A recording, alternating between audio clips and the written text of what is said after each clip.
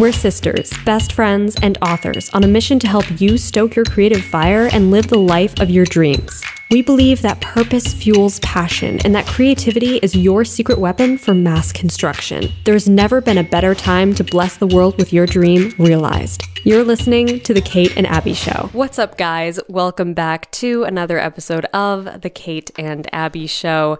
Today, we're talking about the first steps of self-publishing. So if you have written a book, or perhaps you have picked up an old book that you've written and dusted it off and realized, I want to publish this thing. I want to move along the process. I want to start the next step. And where do I go from there? That is often a very daunting place to find yourself because there is so much information out there about self-publishing, and all of it is valuable, but not all of it is what you need right now. So in today's podcast, me and Kate are going to speak from a self-publishing perspective, being self-published authors ourselves, and talk about the very first steps of taking a novel and bringing it to the world. What does that look like? What should you focus on in those early days of publishing? And what should you not pay as much attention to and not spend as much time on in the early days? So we're going to break all of that down and discuss it in today's episode. So if you are interested in anything like that, keep listening. This one is for you. Before we get started, we have to thank our sponsors, who are you guys. That's right. You guys are the ones who support this show and keep it going. And we so appreciate your help. So if you get value out of this podcast, go to patreon.com/The Kate and Abbie Show and help us keep this show alive and free of interruptions. Okay, first steps of self-publishing. And I'm going to let you kick it off because you've published more books than I have. So yeah, true. But it's like we both have such interest. Our journeys are so similar, and yet there are differences. And it's interesting to see the differences and how those coincide with each other. But I think the first thing, especially for first-time publishers, you're publishing your first book, it's easy to get overwhelmed by how many things are involved.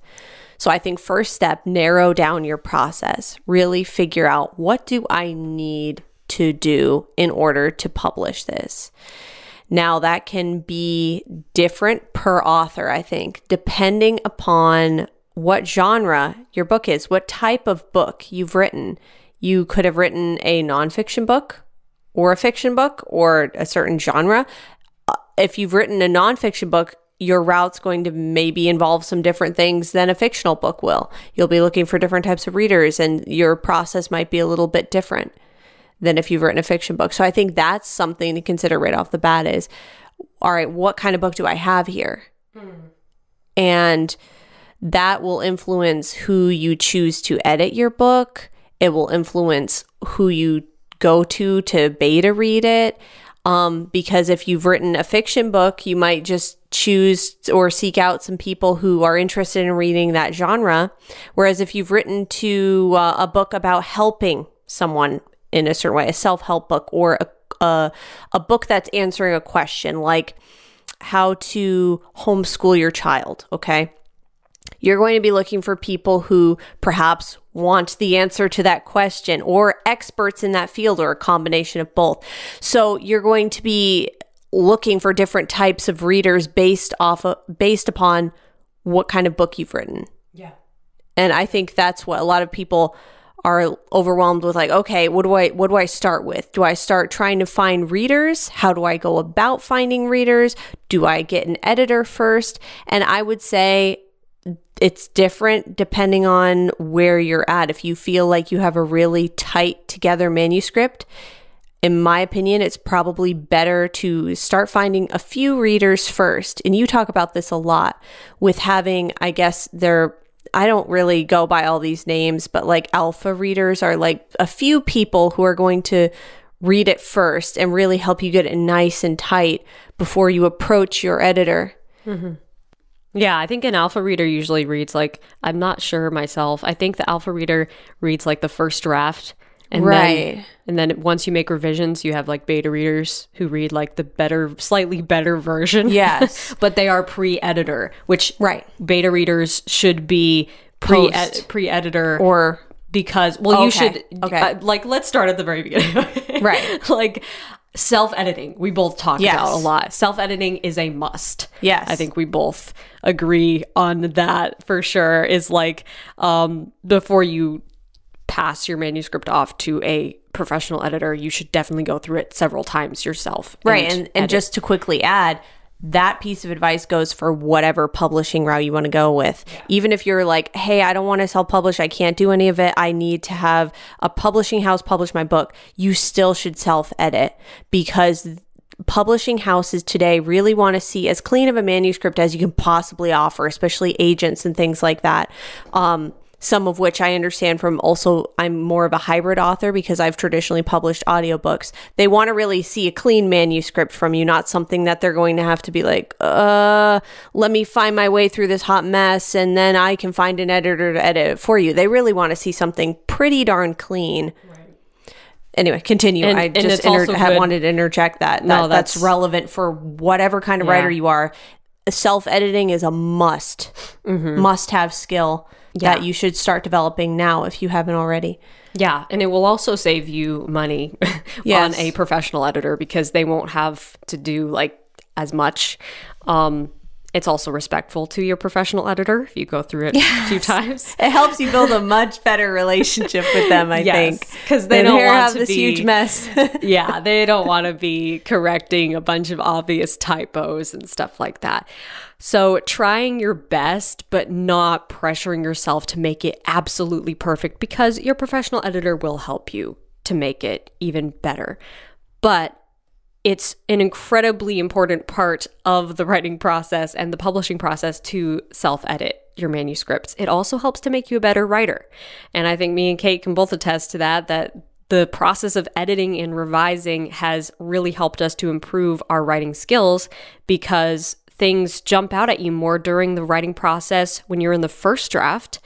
After going through other manuscripts and editing them, maybe you discover that you use a dialogue tag too much over and over again, the same thing, or maybe too much description in between dialogue, and you realize as you're editing, oh wow, I'm taking all of this out and it sounds so much better. Well, the next book you write, when you're in the process of writing the first draft, you will remember that and you won't write as much unnecessary description between dialogue, and it will automatically turn out better. So those are all really beneficial things that you learn through the editing process, and it's going to be different for every single author. So something personal to experience there for everybody. Yeah. But once you have your self-edited manuscript, it's a good idea to have a few trusted beta readers. Exactly. Which we've talked about in the past. And this can be pre-professional edit or post-professional edit if you're really concerned that you're not a good editor. But I think that if they're a trusted person in your life that will be honest with you, but is also hoping to see you succeed and they're on your side, then you don't have to be too worried about being at your grammatical best in front of them. Yes. Like, try not to fret too much about that. It's okay if it's not flawless when your beta reader reads it. That's kind of the point, because they're going to be giving you developmental feedback, and you might want to change big pieces of your novel or your book, whatever you've written, before it goes to your professional editor. Right. You know, because I know that for me, once I get it back from my editor, I try not to touch it too much. Yeah. Because she does grammatical things that I still don't know. Right. And so I'm just like, okay, I'm going to try to do as little as possible to this, since she's already like kind of put her finishing touches on it. Exactly. So that's something to keep in mind as well. And then I think Kate and I would both highly recommend getting a professional proofreader. Yes, because when you start to alter things after the editor has already sent you back your manuscript, which I've done a lot of, and sometimes you just you're like, oh, you know what? I want to add this scene, or I want to change this element, or I'm going to write a little bit more here. Then now you have some things that have not gone past the expert eyes of your editor. And so it's a great idea to have a proofreader take a look at it. And your editor is a human being. He or she is going to miss things here and there. That happens all the time. That's why when you pick up a book in a bookstore, you often find typos in it, or you find a little grammar mistake. New York Times best-selling novels have grammar mistakes and typos in them. And that's because when you look at something over and over and over again, you kind of can't see it very clearly anymore, and you need a set of fresh eyes to look at it. And the same goes for your editor. Your editor is spending many, many hours looking at this manuscript as well. So they're going to inevitably miss a few things here and there, and that's where your proofreader comes in. And we've both been really blessed, I think, with our proofreader. It has just the eyes of a hawk when it comes to finding small mistakes. So that can be excellent to have. And I've often told people, authors who have contacted me who don't have the funds or the wherewithal at the time to go and get an editor and want to skip that step, get a proofreader then. Edit it as best as you can yourself and get a proofreader to comb out as many of those mistakes as possible, because they really help to make it that much tighter. Yeah, that's definitely true, because you want to look professional, especially if you're going the self-publishing route. You want to be competitive. You want to be right up there with your competitors, with books that are similar to your book. You want it to shine on the shelf of your reader next to their favorite books that are traditionally published. That's always been my goal with self-publishing, is how can I produce a book that looks and feels and smells and sounds exactly like it was traditionally published, very professionally, without having to go through that process. Like, is that possible to do it myself? Of course it is. It's just a matter of attention to detail, whether that is attention to detail in the inside content of the book, the actual book itself, or the outside of it, the jacket art and the formatting inside the book. All of those things come together to create this amazing experience for your reader. And I can attest to it working for me, because I've had quite a few of my readers tell me or say in their reviews that they did not know my book was indie published until they read the acknowledgments, because I say something about it in the acknowledgments, or the back matter, I should say. And that's such a compliment, because a lot of indie books over the years, less so now, I would say, over the past few years, because the market's so evolved. Yeah, there are so many more indie authors now. It's amazing. But like back in the day, like say, I don't know, 5-10 years ago, indie publishing had a little bit more of like a negative rap of, oh, that looks indie. If it looked indie, that's kind of synonymous with it looks unprofessional or less professional, which I wanted to do away with that stigma. And I've seen so many other amazing indie authors doing away with that stigma. And it's so cool, because now more and more indie books are coming out and you can't even tell the difference. It's like just as professional, just as beautiful, perfectly packaged and produced. And so many smaller publishing houses are cropping up because of that too, which is really cool to see.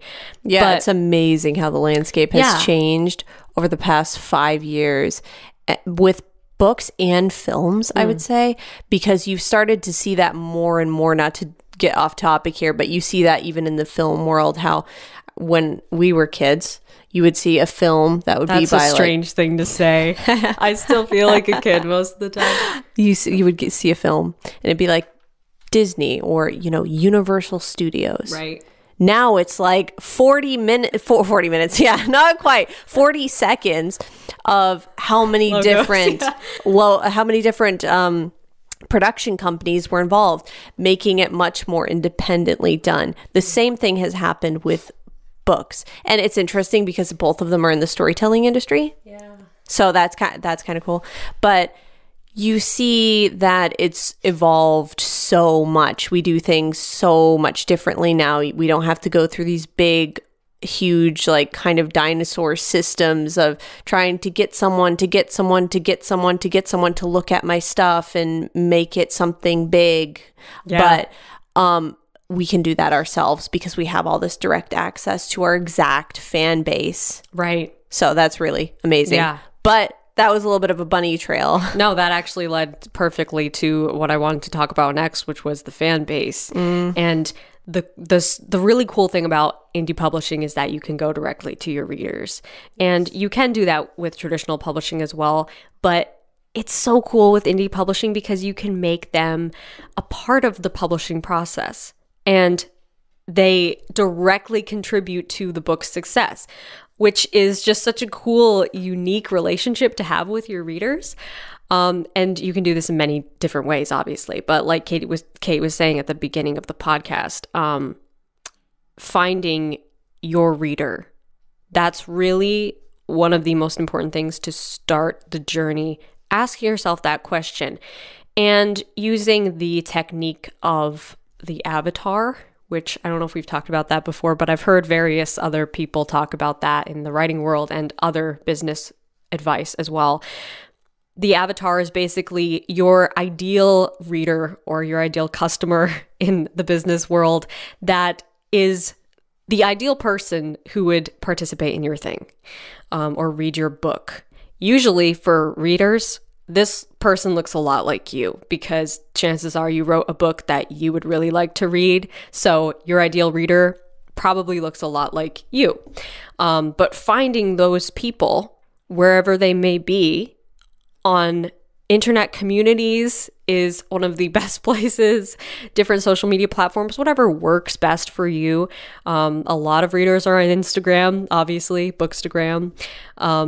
And Bookstagram is like such a huge thing in and of itself that there's so many different like genres, so many different types of readers on Bookstagram.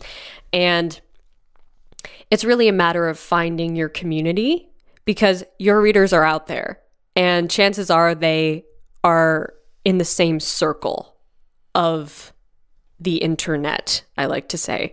Different circles of the internet, which this is something I've talked about before with Kate. And also I think I may have mentioned it in my Patreon podcast before, is finding the space where your readers are. And if you can make your book a conversation, really, create a lot of conversation about your book in that space, that circle of the internet where your readers are, it will seem to your readers as if your book is everywhere. Which to me was very hopeful when I started to think about this when I first published my book, because it's obviously a daunting idea to put your book out there and try to like make everybody aware of it. Like you don't want to do that because that will be a huge waste of time because and funds because you don't want everyone to know about your book, as funny as that sounds, because even some of the most popular book series out there, okay, let's use Twilight as an example here. I've never read it, but obviously it's a very popular series, but yet there are some people who hate it and don't like it and think it's dumb, okay? So you wouldn't want to spend money getting an ad for that book or a blog post or a video in front of people who hate vampire books. Right. Because they're never going to read it anyway. So all you need to access is people who love vampire books. Yeah. So that's it. That's all that matters. So that becomes so much more simplified when you realize, oh, wait a second. All I need to do is access my exact fan base, people who like vampire books or people who like lit RPG. These very microcosms of microcosmic little groups of people who are very excited about a very specific genre. Yeah. It's kind of like, okay, metaphor moment. It's kind of like the universe. Think of Bookstagram or just readers on the internet as the universe, and separate solar systems or separate galaxies rather as different like fan bases, fandoms of the Bookstagram world. So people who like different genres. Right. You don't have to be in the entire universe. The entire universe doesn't have to know about your book. Just pick your galaxy. Pick the galaxy that fits for your book and try to dominate that space, because that is way more manageable. And here's the cool thing.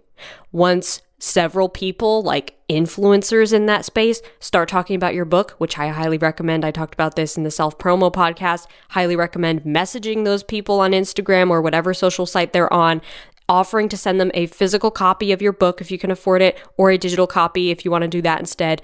And don't require anything of them. Just throw that out there. Want a copy of my book? Here's what it's about. I think you'd be into it. Once those influencers start talking about your book or mention it or post it in a photo on their Instagram, and their little galaxy of people start seeing it, they'll see it in various places in their galaxy, and they think it's in the whole universe. They think that everybody in the whole universe is talking about it, but actually that's not even true. It's just everybody in their galaxy, but because they don't really go outside of their galaxy, right? They've seen it everywhere in their galaxy, and they're like, wow, I've seen this book everywhere.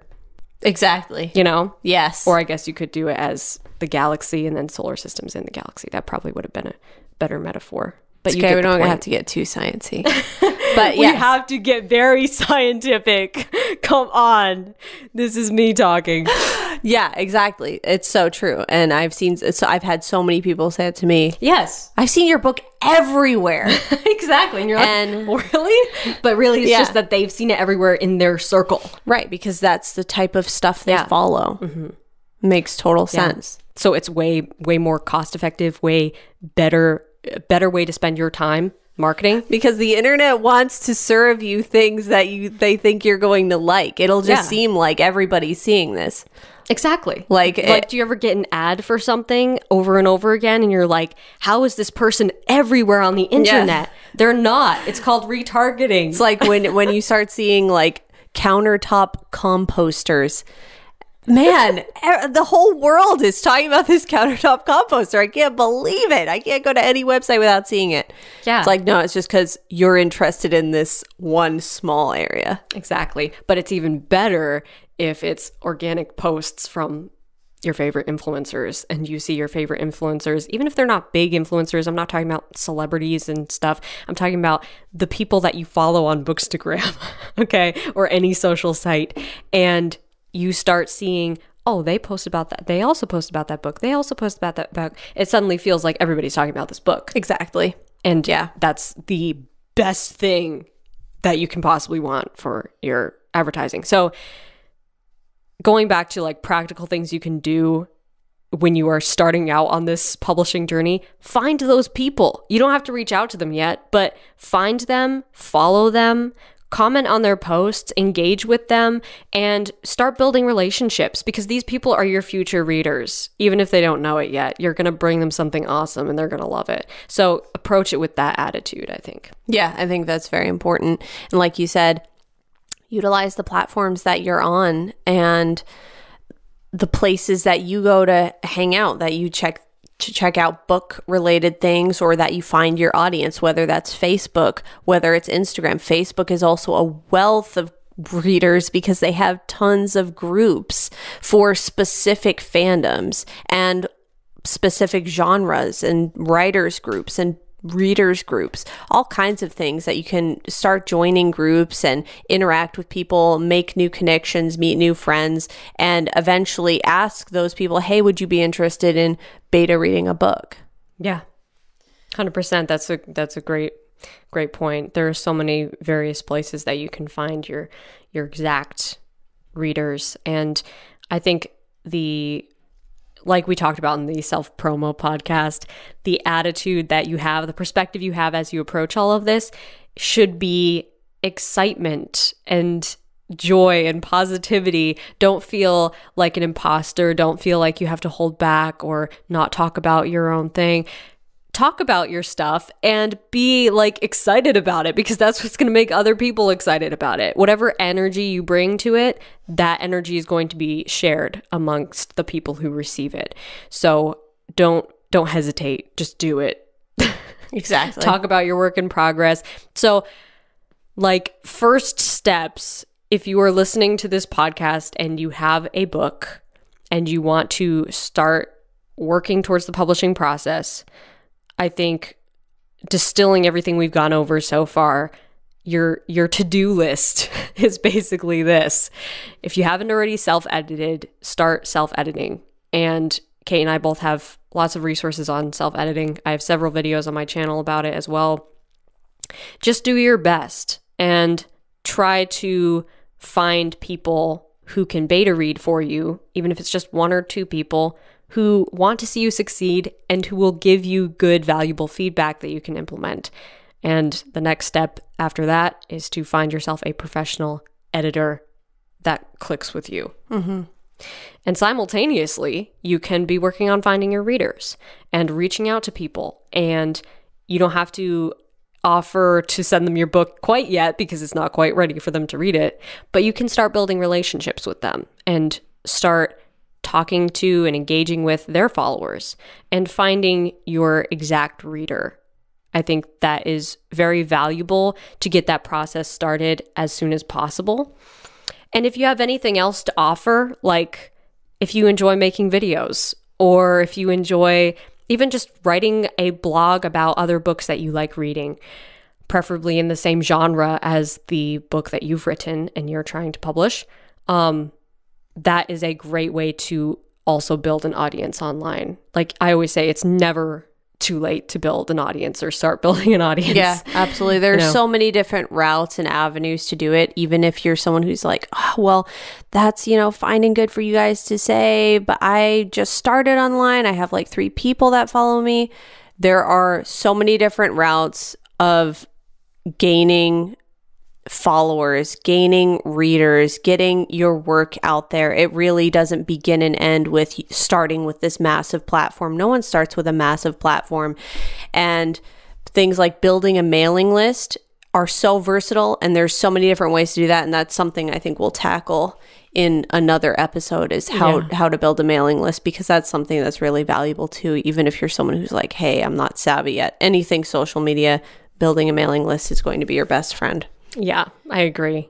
Also, check out, if you're interested in all of this, check out our podcast that we posted a while ago, where we interviewed Dave Chesson of Kindlepreneur, because he has a ton of valuable resources on his site all about self-publishing. And that podcast, that interview itself is just loaded with gold. I think you guys will really love it and get a lot of information out of it. Yeah, I'll link it on the video if you guys are watching on the video version, or if you're listening somewhere else, head over to my YouTube channel to check out this video, and you'll find all the resources in the description. I'll link the Dave interview, and we also did some amazing other episodes where we talk about things like how to find beta readers, how to find an editor, how to begin cover art for your books, all kinds of like first step stuff. I will link those episodes below as resources for you guys.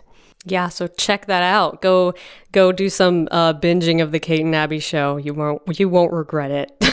Definitely not. Also, I think we're going to be doing more podcasts in the future in like kind of sequential order here of like going down the road of indie publishing. Yeah, a bit of a series that we've tossed around ideas for, just kind of having some organic discussions about how we did it, different options, different hurdles, and how to overcome them, et cetera, on your road to publishing your first book. So we hope you enjoyed this first episode in that series. And if you did, smash the like button to let us know if you're on YouTube. If you're not on YouTube, you can check that out on Kate's channel, which she just gave you the link for, youtube.com/KAMens. And thank you again to our amazing sponsors who make this show possible. We couldn't do without you guys. If you like this show and get value out of it, head over to patreon.com/The Kate and Abbie Show. Until next week, stay stoked and rock on.